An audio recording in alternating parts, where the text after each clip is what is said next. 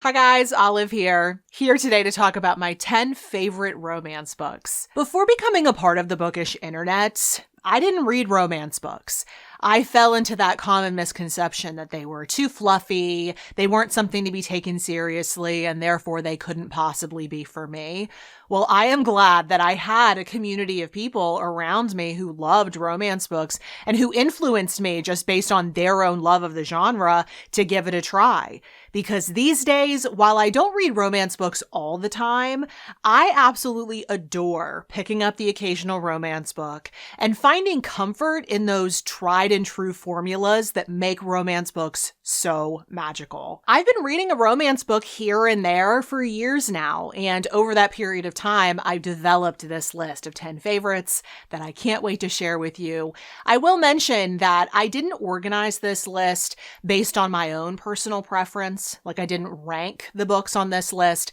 Instead, I wanted to talk about them based on whether or not they are a standalone or part of a series. I made that choice because I wanted to order this list in terms of how easy it was to get into these books, especially if you're new to the romance genre. So if you just want to read one romance book, then the first 5 on this list will probably be the most interesting to you because those are the standalones. But then if you're looking for a series, if you want to possibly start a series, if you just want the option of having more books to look forward to if you love the first one, then the back half of this list will be more of interest because the first 3 books in the second half of the video are the first book in a series. So those are series in which I think the first book is the best. At the very least, it's my most favorite. And then the final 2 books on this favorites list are books that fall later in the series. So those are series in which I think the best books are yet to come when you initially start. So, starting with the standalones, the first book on my list of romance favorites is a popular one called Book Lovers by Emily Henry. This was actually the very first Emily Henry romance I ever read, and it reminds me that I need to go back and read through her backlist because this was just so wonderful.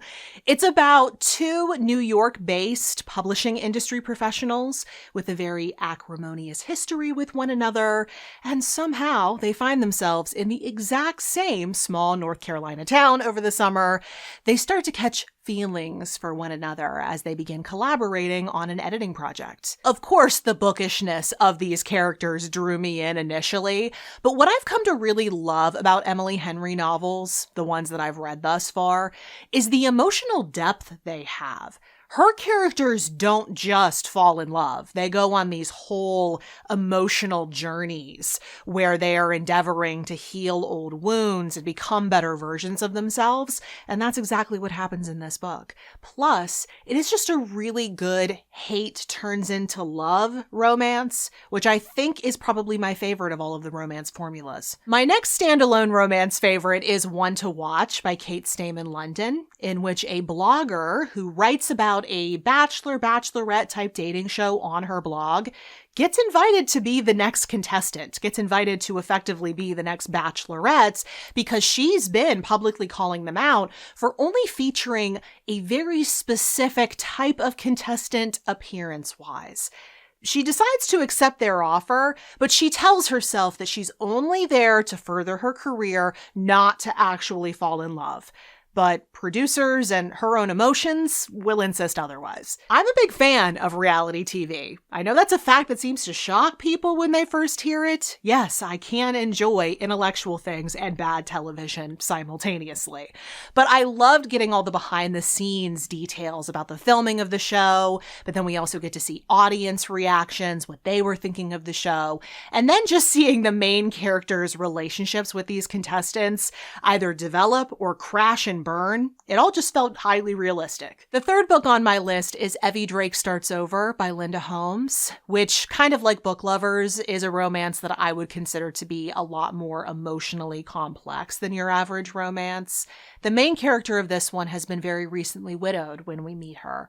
But something that no one around her knows, not even people close to her, is that she was planning on leaving her husband right before he died. So when people are expressing their condolences to her, she feels very conflicted about it, like she doesn't deserve it, because she wasn't happy. She didn't want to be with him anymore. Her late husband didn't have life insurance, and she's having a really hard time paying the bills without his income coming in and no life insurance to supplement. So to make ends meet, she invites in a very unlikely roommate, a former professional baseball player who essentially lost the ability to play, and the media won't stop hounding him. He needs a place to hide out, really. And so they start living together, and at first they lead very separate lives, until slowly they start to become closer. They start to become a part of each other's healing process, and then that slowly develops into something more. This is just such a slow burn joy. It is so wholesome. You feel like you're being put back together again as you read this. Back to the fun category, though. This next one on my list was a runaway success after its release. It is The Love Hypothesis by Ali Hazelwood. It turns out this one is not just a bookish internet darling, it is actually extremely good. It is a fake dating story about a PhD candidate who wants to get her best friend off of her back about being in the dating world. So she starts pretending to see the surly, reigning tyrant of her laboratory who goes along with it because he has his own motivations. As all fake dating stories go in romances, that ruse starts to morph into something real. It is always fun to see how that happens in romances. And in this one, there's not just figurative chemistry, there is real science as well, because these characters are in STEM. Gotta love when some nerdy stuff is thrown in there, at least I do. The last standalone on my list, it's book number 5 out of the total 10. It's a newer addition to this list. I just read it last year. It was actually one of the best novels that I read last year. It's called The Flat Share by Beth O'Leary. The two main characters of this book are strangers to each other at the start, but they begin sharing a one-bedroom flat in London, except they work opposite shifts from each other, so they never actually see one another, and instead they communicate via post-it notes all around the apartment. One of the characters works in publishing, and she's working really hard to try to move past her last relationship, which was quite emotionally abusive. That's made all the harder by the fact that her ex will not stop slithering around, which makes no sense. He broke up with her. Why won't you leave her alone? And then the other character is a nurse who works the night shift, which is why he's never home. And he decided to ask a roommate to move in because he could use some extra cash. He is trying to help his falsely accused brother get out of prison, and he can use the money for his defense.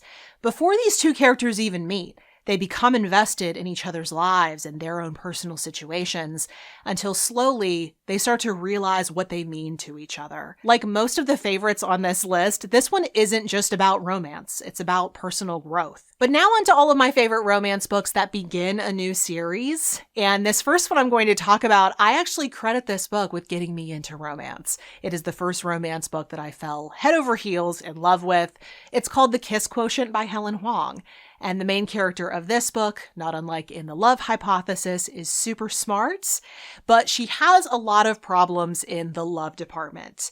She has a problem finding a boyfriend, keeping a boyfriend. She just doesn't have those skills. As someone on the autism spectrum, she generally finds social things more challenging. So she hires someone to help her with that. And what begins as a strictly professional relationship quickly becomes confusing. As I said, this is the book that made me fall in love with romance all the way back in 2018.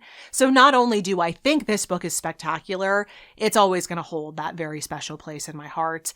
I actually have never read the other books in this series, so I can't say how this first book compares to all the rest of them. But now I'm thinking I probably should go on and read all the rest of the books in the series. The next book on my list that kicks off a new series is Well Met by Jen DeLuca. And in this first book, our main character gets roped into volunteering at a Renaissance fair. She doesn't take the work all that seriously because it wasn't her idea to volunteer in the first place. But that fact does not sit well with the guy who runs it because he takes the Renaissance fair very seriously. Well, things start to change as our main character, the newest volunteer, becomes more invested in the work and the people she works with, and she gets more acquainted with the man in charge. In later books in the Well Met series, we do get to see other characters from the Ren Fair fall in love. We get to see their stories, which is pretty typical for a romance book series. You get to see the romances of other characters that you're introduced to in the first book. I enjoyed the later books in the Well Met series, but I didn't enjoy any of them as much as I like this first book. The last introductory book to a romance series on my favorites list is called To Have and to Hoax by Martha Waters, which opens up the Regency Vows series. And as the name of that series might suggest, this is a Regency romance in which we focus on a married couple. They were very much in love when they first got married, but we learn that they had a huge fight 5 years before the events of this novel that caused them to start leading separate lives. A series of events happens at the start of this novel, which inspire the wife to hatch a scheme to pretend that she's terminally ill, essentially, to try to get her husband's attention. This scheme becomes harder and harder to keep up with as the book goes on, until eventually these two have to confront and then start to work through their issues.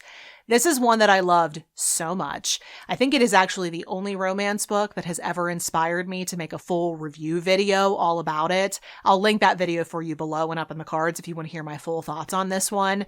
But the Reader's Digest version is that I loved this. I did go on to read the second book in the series, but in my opinion, it's not nearly as good. But my last two favorite romance books are ones that appear later on in their respective series. So when you start with book 1, the best is yet to come, if you ask me.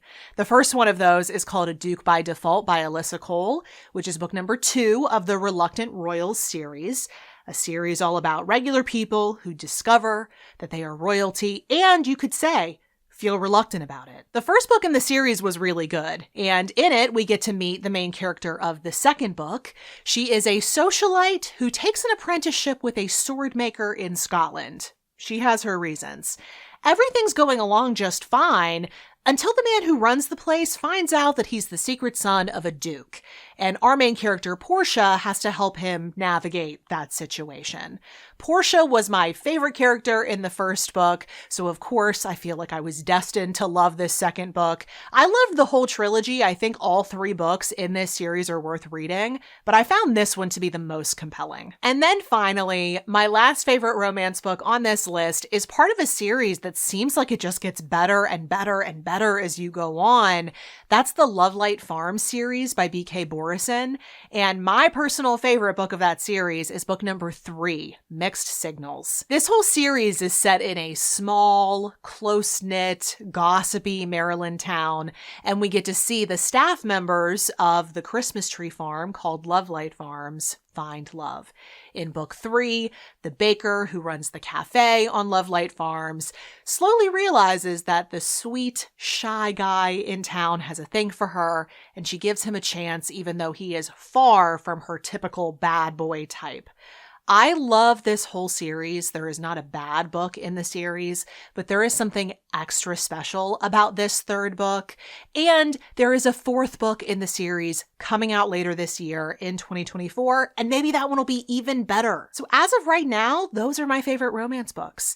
There might be changes to this list as time goes on, but as of right now, these are the romance books that mean the most to me. These are ones I love recommending. These are ones that would be great to start with if you're looking to get into the romance genre, which is also something I recommend because honestly, it's just a lot of fun. If you have thoughts on any of the books I spoke about in this video, if you have recommendations for me based on this list, I would love to hear any or all of that down in the comment section below. All the books that I mentioned today and any of my videos that I mentioned throughout this video, I will list and link those for you in the description box below. And at the very bottom of the exact same description box, you'll also see links to everywhere you can find me around the internet. Goodreads, Instagram, the Story Graph, all the places I'm the most active in case you want to keep up with what I'm reading and doing right now. Thank you so much for watching. I hope you're having a wonderful day, and I'll see you in the next video. Bye.